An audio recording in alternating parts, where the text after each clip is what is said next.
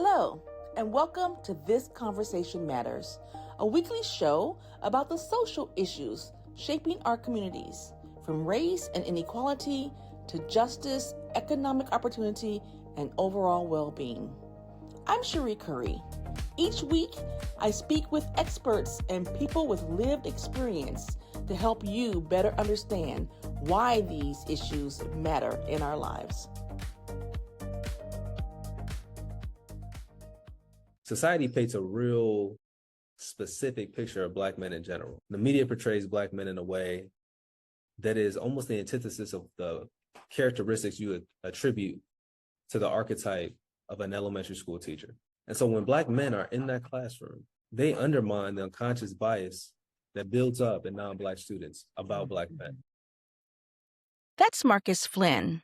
He is the Chief Executive Officer of Black Men Teach, a nonprofit committed to increasing the number of Black male elementary school teachers in the Twin Cities. Under his leadership, the organization has grown into a vital coalition of school districts, teacher preparation programs, and community partners who work together to recruit, prepare, place, and retain Black men in the classroom. So thank you for joining me today, Markus. Tell us who you are, what you do, and we can run through the importance of Black Men Teach. Yeah, well, Sheree, thank you so much for having me. My name is Markus Flynn. I'm the Chief Executive Officer of Black Men Teach. Prior to doing this work, I was a classroom teacher, taught 5th and 6th grade, science specifically, and have now been doing this work for almost 6 years. Okay. I'm in my 6th year, just over 5. What made you want to be an elementary school teacher? Yeah, my journey was interesting. I had no clue I was going to teach. I think I'm like many men who end up in the classroom. Wasn't I something I saw myself in middle school, elementary school, or high school, even in college? I didn't see myself being a teacher. I went to school to be more on the health side. So my master's is in epidemiology. And so I really did think there was a point in time where I was like, my path is being a PhD level epidemiologist. I wanted to go down to Atlanta to be near the CDC, and I wanted to really focus on the social determinants of health and really have a focus on Black folk and think about like, what are ways that we can mitigate disease occurrence in folk, specifically chronic disease. And it was sometime in my undergrad, I had a mentor would really tell me that if you can intersect your passion and your talents, it's how you find your purpose. And I remember him telling me that and reflecting on it right when I got in grad school, thinking, is this path that I've laid out aligned with what he said? And early in that reflection, I realized, no, it wasn't. The harder part was trying to figure out, well, what is? And I remember really confining myself to health because that's where my whole education background was. That's where I had imagined myself for a long time. And it wasn't until I allowed myself to think more expansively that this idea of being a classroom teacher started to like manifest. Mm-hmm. And a lot of it was driven, fortunately, by the data that I was looking at already. I was seeing these big health studies that they always control for education as a confounding variable. And I thought it was interesting if it had nothing to do with the intervention or exposure, why are you always controlling for it? Well, then I'm like, well, obviously it means that there's some impact that education just generally has on health outcomes. So if we're thinking about these two really important quality of life indicators, health and education, if there was one that was more important than the other, it sounds like it's education, because I doubt that they're doing the same thing in those studies. Mm-hmm. And so I started looking at more education research and came across 2 studies that had came out like within the year. And they talked about the impact that Black teachers had on students. One study said if you're a low income Black boy, you have one Black teacher between 3rd and 5th grade, 39% less likely to drop out of high school. Yeah, I was like, what? Then I see another one and it says you have one Black teacher, you're 13% more likely to enroll in college. You have a second between kindergarten and 3rd grade, 32% more likely to enroll in college. And I saw those 2 studies and I'm like, nah, this is no way. Mm-hmm. Like, what's going on? Are these, the folk who went to the prestigious HBCUs or Ivies or went through this professional development or this? I'm trying to extrapolate what it is. And basically, it came down to the mutable qualities they brought to the classroom had that level of impact. I said, okay, I think I can do that. Mhm. And it was obviously more complicated than that to make that Yeah. decision because at the time I didn't know if I liked kids. I hadn't been around elementary school age children since I was one myself. So Mhm. I didn't know, but I believed so much in the impact that I was like, this is worth a try.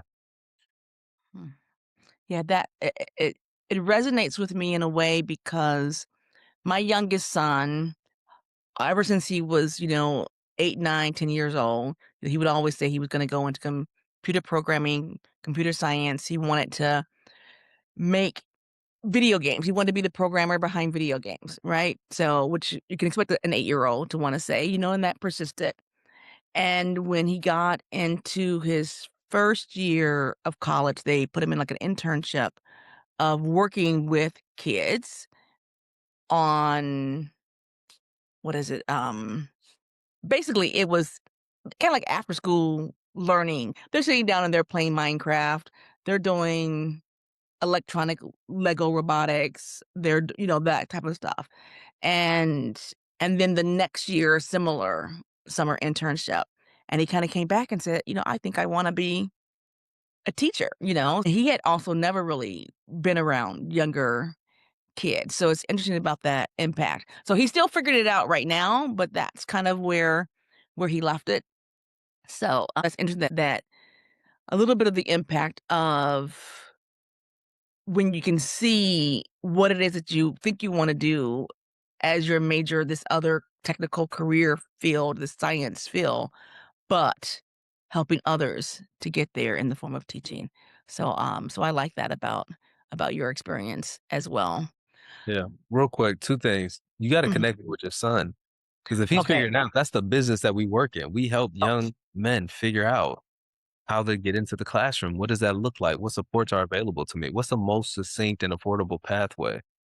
Who can I be around to do it with? So I have some folk who are going through that experience. Like that's our specialty. So would love to meet okay. with them. Okay. I Talk. I I will make find a way to make that happen. And also he's going in his 3rd year of, a separate program. For 3 weeks, he goes out to California and does, overnight summer camp teaching there. He just hasn't done it yet his degree. Yeah, so I appreciate that. Thank you. Okay, so making that leap then in terms of this is about many different kind of areas of that social determinant of health, whether it's gonna be, the physical health, the mental health of primarily, Black youth and who they're gonna become as adults through this work. And so from there, so did you end up also getting a degree in education? I know you don't necessarily need one to teach at that level when you have a master's already in a let's say, in the science field and you're teaching science. But tell me a little bit about that. Yeah. When I came here in order to get licensed, you had to enroll into a degree conferring program. And so came here and then got enrolled into a graduate school program while I was also teaching. So Okay, I was teaching and would go to school in the evenings. okay. And where did you come here from? So I was in grad school in Iowa. Okay, Home for me is just outside of Chicago. And that again, been in Minnesota now almost be 7 years. okay. Where outside of Chicago? And like South Holland, Yeah. Homewood. Yep, Okay. yep. Yep. I went to St. Francis de Sales High School, so I grew up on the South Side, and, yeah, family in Harvey, Illinois, family in Yep. Country what was it called? Country Hill Estate, Philadelphia. something like Yep. that? Yeah, That's Country over there. It's like yeah, it's like when you get to that area, it's every 5 minutes this way, one place, five yeah, minutes that way, one place. yeah, So I'm like right in the core, right there. okay. And then I taught at Drake University in Iowa for a couple Oh, years man. early Yep. in my career. My sister went to Iowa State, and I almost got my doctorate at Iowa, at University of Iowa, so I enrolled and was accepted in that program, but then changed my mind. Okay, and so then you come here to Minnesota, and you end up you're teaching, but you don't have the idea yet for Black Men Teach, or do you have an idea? No, so Black Men Teach was founded actually before I got here. Black Men Okay. Teach It's founded on July 18, 2018. I moved to Minnesota July 19, 2019. Okay. Um, but when I moved, I knew of Black Men Teach. When I was coming, I was like, didn't know a lot of people in Minnesota at all. And when I was going into classroom, I knew I would desire Black educator affinity. Also knew statistically it wasn't like I could just rely on the school to magically have other Black educators. Mhm. And so I just got on Google to see if there were Black affinity groups for educators. And the first thing I saw was Black Men Teach. And I kind of just stopped looking. I'm like, this is the answer. I looked at Okay. saw the mission of the organization, and it felt like it was closely aligned to my personal mission. Mm. And so I knew that in some capacity I need to be involved. So first, based on the name, I'm like, well, I'll just be a participant since I'm a teacher. And the organization was so young that there was no opportunity to participate as a teacher. And so I was like, okay, well, how do I get involved? Again, I'm still committed. And so I started looking through the website and I see this and like incredibly strong board of directors. And I'm like, okay, I'm looking through there and I see number of Black men, very successful, mostly in the corporate sector, some nonprofit. But I saw that there wasn't like this real representation of the perspective of the participants. There weren't Black men who had classroom experience. There were no active classroom teachers, period. There were folk who had been in education, but a lot of them were now system level leaders, district or beyond, like universities. So I was like, well, that's a perspective I can provide. So I reached out to see if I can be on the board of Black Men Teach. And long story short, the answer was no. Okay. So I was like, okay, well, I'm still committed. So how can I help? Mhm. And so then I was like, well, what about this?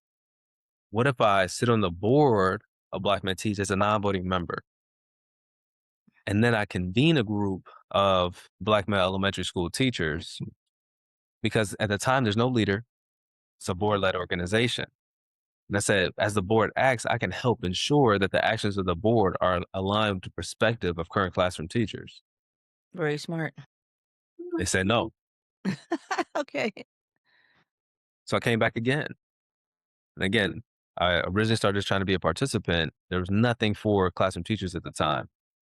And so it looked like there was the formation of something on the college side. So I just started interrogating that more. And it wasn't fully fleshed out, but there was some movement. And so I said, well, let me help carry that forward. And they said yes to that part. Okay. So they started contracting me when I was a classroom teacher. And around that time, they opened up the executive director application for a second time. And in that time is when I had barely crossed the threshold of having enough of confidence to actually apply, threw my name in the hat. And long story short, it got me to where I Okay. am now.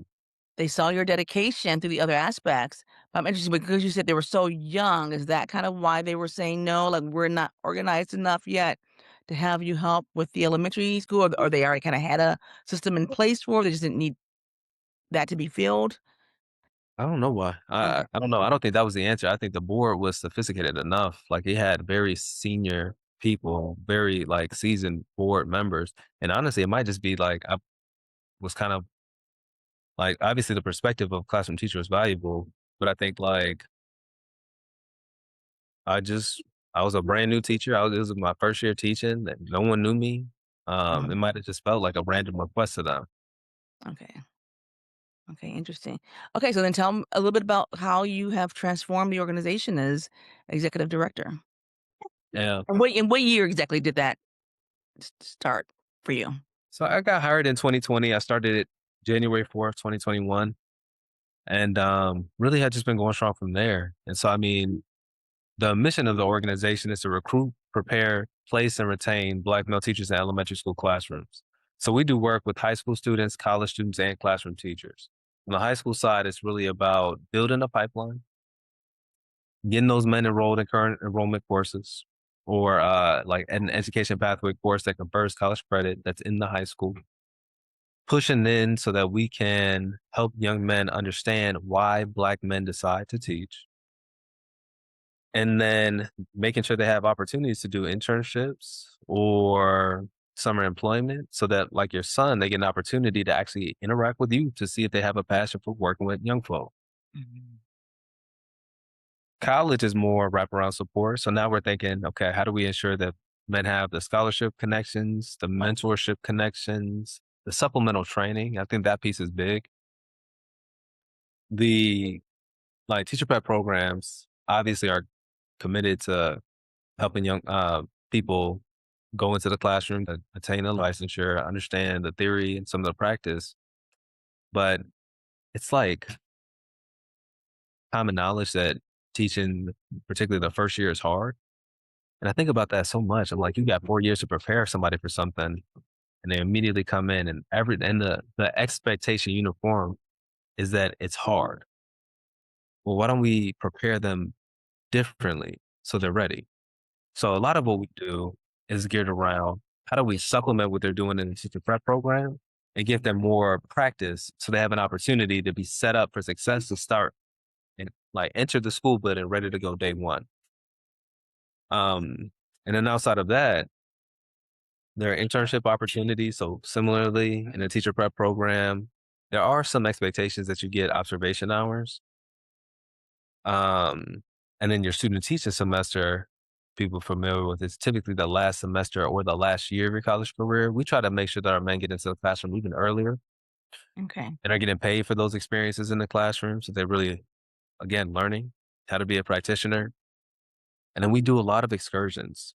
So probably on a biannual cadence where every other year we're taking our men to have an opportunity to see something. Again, back to what your son said or what you said about your son. The way the narrative exists right now in Minnesota, it would be reasonable to come to the conclusion that if you just see these three things about a school, or these two things about a school, a high percentage of students of color, a high percentage of low income students, the expectation would be there's a very low performance school. And that is not the case. It Yeah. doesn't have to be that way. And there are places across the country that are dispelling that myth. And instead of talking and showing videos and reading about these schools, I like to take my men to see these schools in action. Because the one thing I want to do is understand that a lot of our men are coming to that same context and are subject to being socialized by that same narrative. And I need them to come in because the most important thing that exists in like for an educator is a high level of belief. And a narrative like that is dangerous because what it does is it inherently lowers the bar that you have for those students. In Mhm. reality, what they need more than anything is the highest bar possible and the support to get them there. Yeah. But all of that is only possible with a high level of belief because without it, high expectations are punitive. Mhm. But high expectations met with a higher level of belief, that's how you see students succeed. So our work is really around how do we build those practitioner skills? How do we make sure they have the fellowship that's necessary for them to persist? And then how do we make sure that they are like inundated with a belief that we know is required in order for them to do the work for our students to match the urgency of the need? The teaching piece now, that part is about identifying schools for us to partner with and supporting 20% of their teaching staff to be Black men. Mhm. And in that line of work, the focus is really twofold. We want to support the environment they're in, and we want to support the individual. On the environmental side, we're thinking about how do we ensure that the building that they're walking into is set up to be conducive to retain it. You got to think about it from this vantage point. If we just look at national data, 89% of all elementary school teachers are women. We look at local data, less than half of 1% of all teachers are Black men. Mhm. So when it comes to a Black male elementary school teacher, the number is so small, it's in the margin of error. Mhm. And so it does not make any sense to assume that schools will be set up inherently to be an environment that's supportive and affirming to Black men. And if anything, if you look at the data for the student outcomes, you can make the assumption it's the exact opposite. And so what we do is we support those schools by kind of wrapping around the leadership teams to help provide them with the support so that they have a tool belt that's equipped with the tools necessary to really build that environment. Mhm. On the individual side, it's twofold as well. So that was the environment. That's to the individual. On the individual, there's two sides to that. There's the professional, and then there's the person. On the professional side, we have an instructional coach goes and pushes into the building to make sure that all of our men receive coaching and more coaching than on average. Then we have our professional development series to ensure that um, all of the teachers have the professional development that, again, that they need in order to ensure that they're strong. Okay. And those are like workshops or Yep. The instructional coaching is more one to one. Like, okay, what are areas that you can provide? Like, I saw this. What were you thinking there? Why don't you try this next time? Here, I can model that for you. This is what it looks like. What do you think about that? The full group professional development is more like skill based. So we might be thinking about something like scaffolding. You have a class where students are at various points along their expertise level. How do you provide a lesson, variations of the same lesson to reach groups? How do you conduct small groups and pullouts so that as group A is working, group B can get a little bit of differentiated support?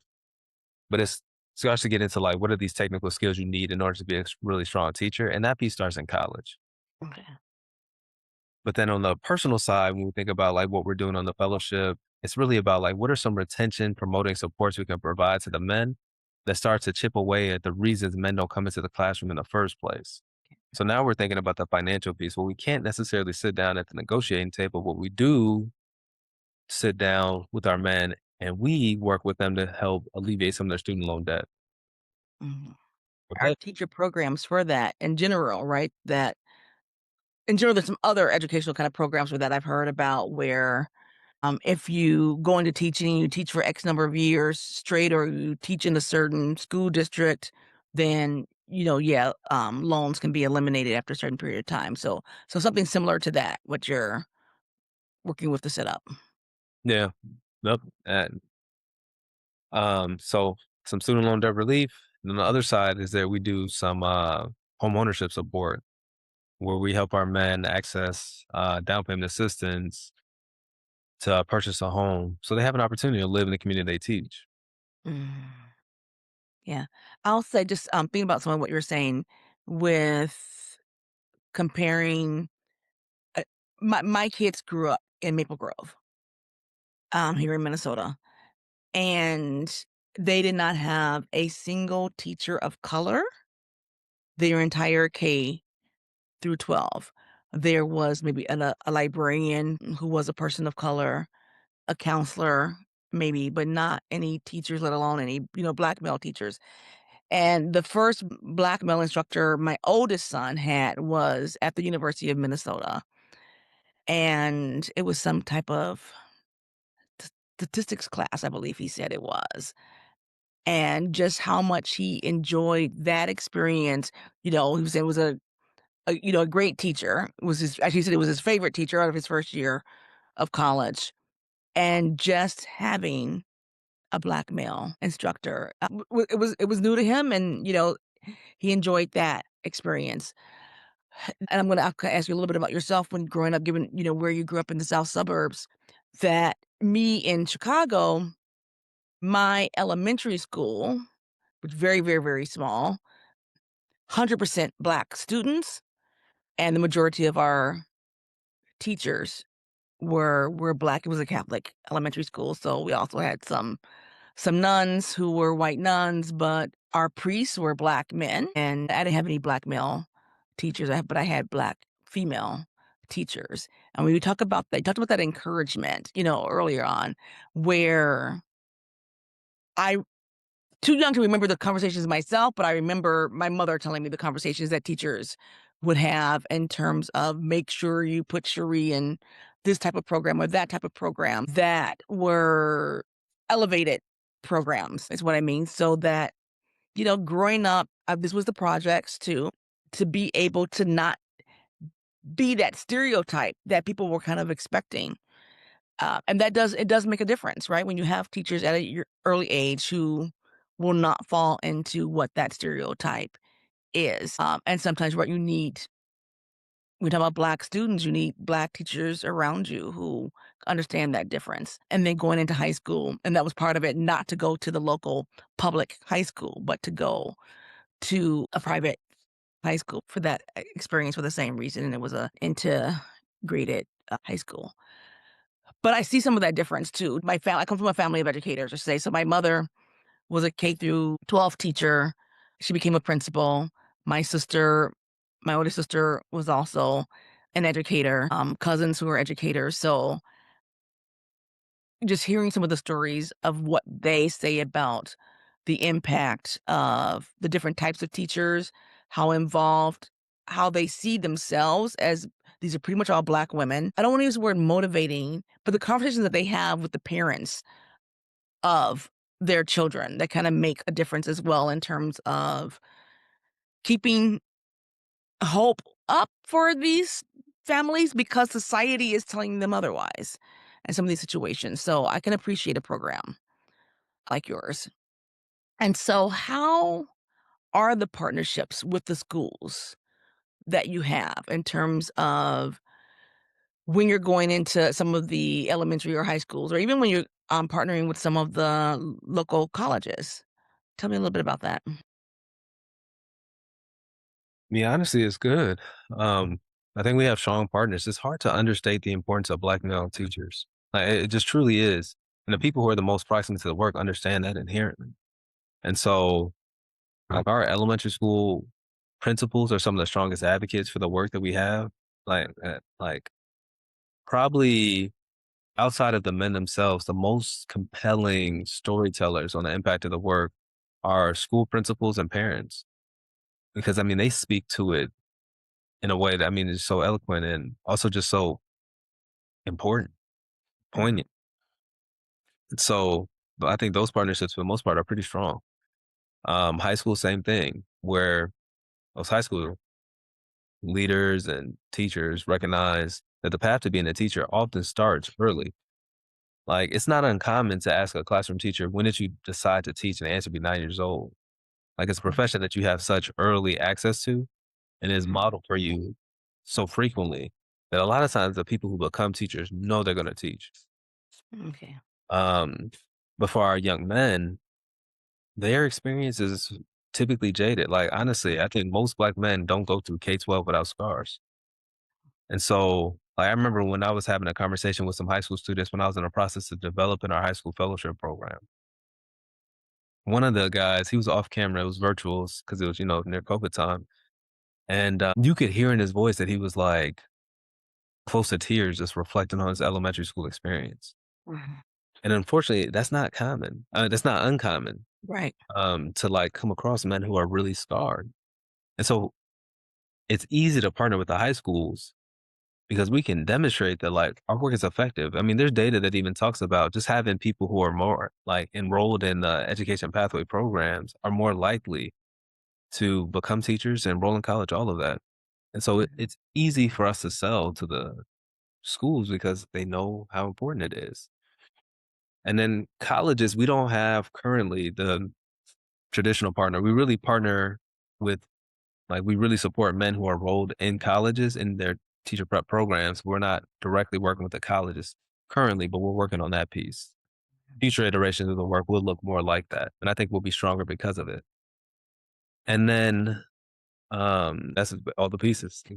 Okay. What success have you seen given that this has been just over your 6-year anniversary of being in your role?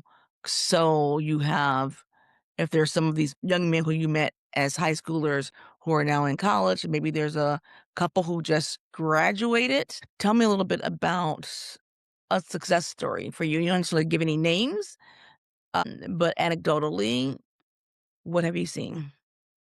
I mean, there's a ton. There's a ton. It's almost every day you see some like version of a success story. This is our fifth school year really operating. And so we haven't seen anyone go from high school to the classroom yet.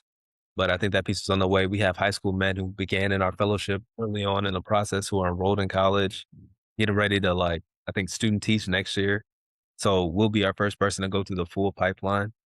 We've got men who've gone through our college program who like just fully embody what it means to be a Black Men Teach fellow. We've got two guys who roomed together while they were in college, took classes together while they were in college. would carpool together to the meetings that we would have. Then we got them hired in the same school, are working like right alongside each other. They first started rooming together when they got to their new school community. And then because they were so committed to the program, they qualified early for our home ownership program and we ended up getting them into houses. So both of them bought their houses within a month of each other. And That's then not they bought them young then. not even That's 25, wow. maybe 25, but like no Mhm. older than that. Yeah. And they are a testament to like, what does this work look like if you are just committed? Mhm. And on top of that, it's not even just like what they got, they're also excellent teachers. Like the way their principal speaks about them, you would think that they are veterans who've been there for 20 years, both of Okay. them, because they're excellent. They're exceptional. They're now back in grad school working on their principal license Okay. because they're committed to this education. Mhm. So There's one so you say you haven't really worked with colleges yet, so if I give a little bit of a plug to Doherty Family College, don't know how much you know about that we got a college. couple men that come out of DFC. Yeah, okay, great, great.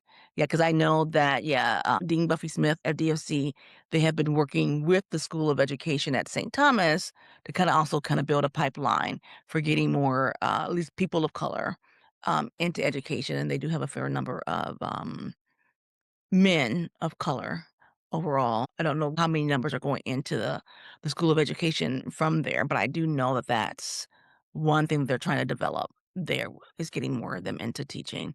And so, if you hadn't made that connection, I would be happy to help make that connection for you. But, like I said, you know a little bit about DFC already, so that would be good. What have you seen in other states? Have you modeled anything from a black man teach with to other states? Are you growing to other states? I could see us going to other states one day. I think there's a level of fidelity. We're still trying to figure out ourselves. Like I said, this is our fifth school year in operation. Each year we're kind of adding components. And so everything to me still feels iterative, where it's like, okay, we're trying this, piloted this, and it's somewhat successful. So maybe let's tweak that. Let's do it again this way.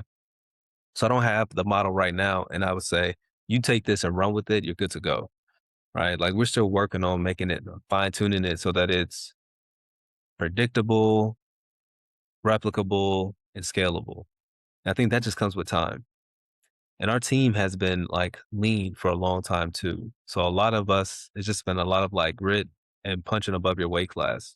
And even that piece is starting to change where we're starting to build out our team more. We'll have a full time staff of about 14 in the next couple months. But even that comes transitions and changes and everything, right? So it takes time ultimately. Um, Outside of us going to another place, what did you say? What do you need as an organization? So how could the community help you, support you? I think you operate as a nonprofit. Yep. So funding is always an issue for nonprofits. What else? What how can people support Black Men Teach? Yeah. I mean, it goes back to what we were talking about at the beginning of this conversation where you're saying like you've seen our gala. And I was saying like, yeah, it's just been kind of like repetitively pushed. What we need is brand awareness. I think visibility. And I think people can do that in a number of ways. You can share about Black Men Teach as you come across like folk who you think might be interested as prospective donors, as prospective fellows, as prospective allies and champions in the work. But like you can't support a nonprofit you don't know. And so I think there's so many people who I've seen in the community who resonate with the work, Black man or not, that I feel like as we grow our brand awareness, there will just be more champions that will come to our side who currently aren't there just because they don't know about us. So I think anyone in the community can support that process just by making sure that they amplify our message. If that's reposting every time you see us on social media, do it. I would love that. Right. If it's sending and sharing to really specific people, or if it's like pulling up and attending our events and just kind of learning more about it yourself. But I think one thing that everyone should do who has like a young Black man in their life is they should tell them if they see leadership qualities in them, they feel like they're smart, they feel like they're caring, tell them that they should think about teaching because no one tells young Black men that. Mhm. No one ever told me. that I should be a teacher in my life. And if anything, it was the opposite. Yeah. Which is interesting because it's like I'm coming from a family of teachers. My mother wanted me to also go into education, and I did teach at the university level briefly. That so is it more common than, and I can only really speak about Black families at the moment, more common than to be telling Black women to go into teaching, but they're not telling their Black sons, their Black nephews. So is it more that you don't see, we always have this phrase, right? You To be able to be it, you have to see it, right? So the more we had Black doctors, the more and more of us wanting to know that we can aspire to be a Black doctor, even if I'm using Dr. Huxtable as an example, right? Then like, "Oh, we can be Black doctors. Oh, we can be Black lawyers." And so if there weren't as many in the classroom 30, 40, 50 years ago, um, as Black men, then our children were not seeing this as even to even think about it. And then, as you said, some traumatic experience that so many Black boys would go through, that's maybe even pushing the idea out of their head. So part of then what you're saying is, like you said, is that more of that encouragement at a young age.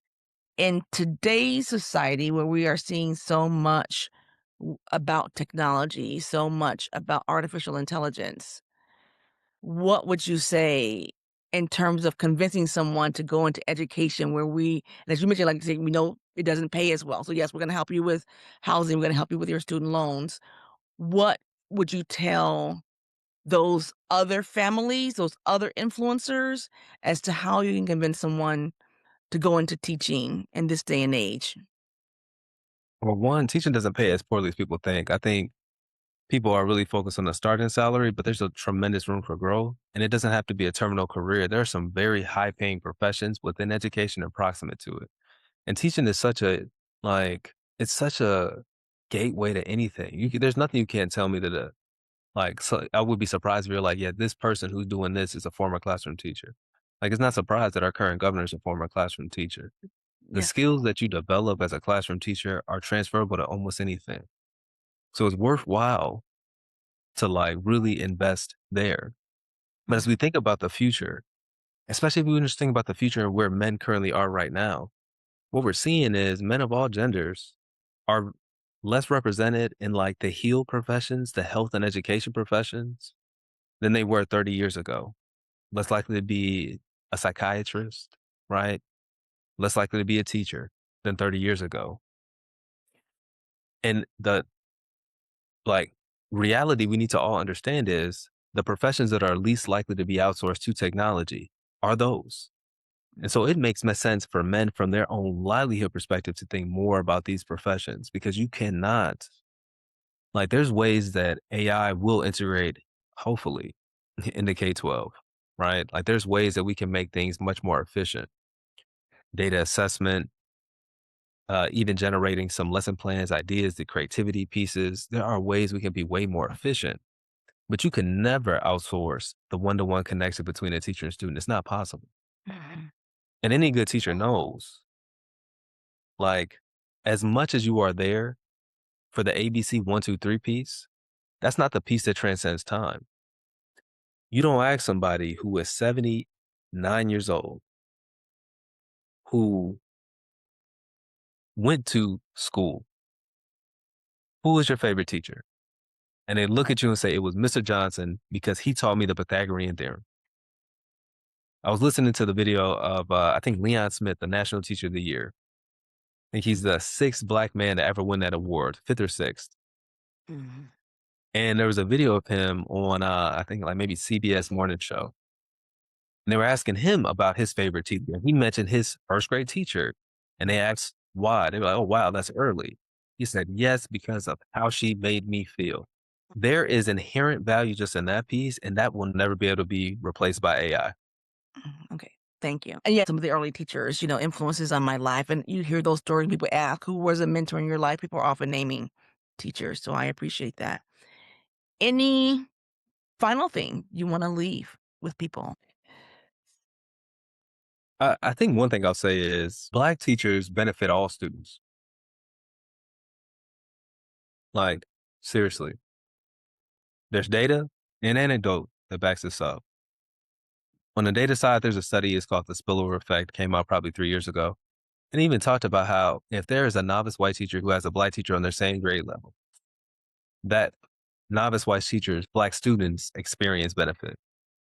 So what that says is teachers are learning from their colleagues when they have more black teachers in the classroom. But then the students benefit too.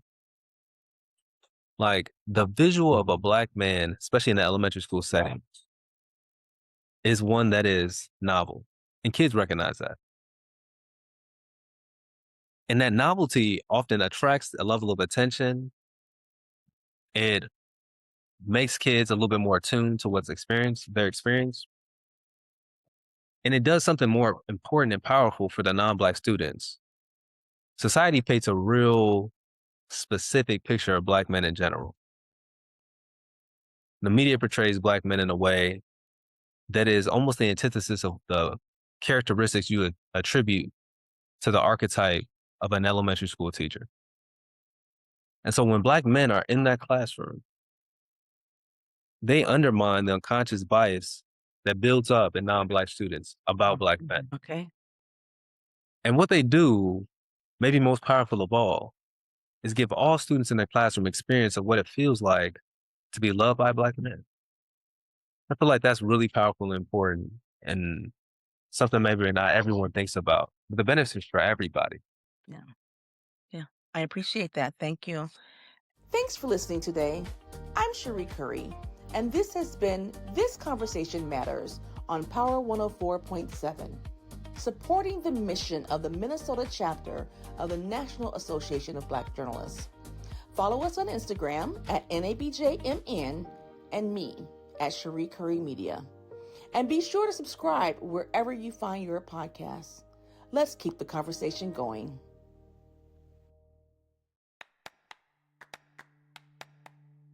Hey y'all, I'm Lizzie, and every week we take you beyond the story.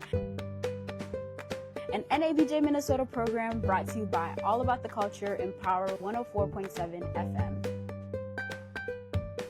Beyond the Story introduces you to business owners, community leaders, and media professionals. Join us Tuesday evenings for Beyond the Story. Today we're talking with Jasmine McBride, Associate Editor at the Minnesota Spokesman Recorder, about her support of journalist Georgia Fort, who's facing federal charges for reporting about a protest in Minneapolis. To your point about Georgia, I think it's a really interesting situation for me because this is a woman who will open the doors for me in terms of this career. And so I was faced with this very complex situation of fearing for my own safety, but feeling a sense of duty of showing up for my friend and for somebody who inspires me. And so I remember we had that press conference, at the Capitol, and I just was like, do I speak? Do I not speak? I remember I was not planning to speak, but then I was like, maybe I should say something, because I just really had to think about 10 years from now, what would have been the right choice? Like, not what I think is the right choice in this present moment, but after the emotions have kind of subsided and all the things that are presently happening, what decision would I be happiest with? And I felt like standing up for my friend was the right decision. I'm Lizzie, and this has been Beyond the Story in partnership with This Conversation Matters.